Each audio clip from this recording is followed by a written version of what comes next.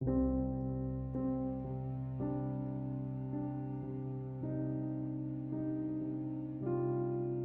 change default home screen in Samsung Galaxy S10, open Settings.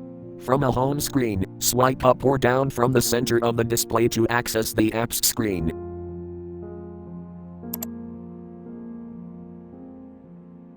Tap Settings.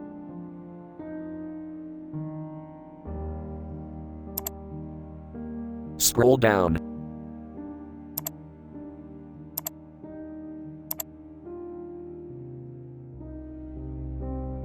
Tap Apps.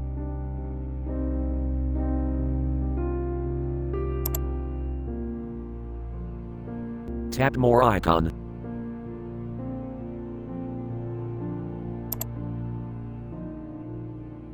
Tap Default Apps.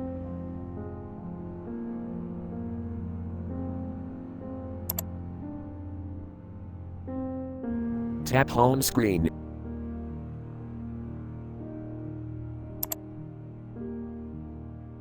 Select which home screen you want to use.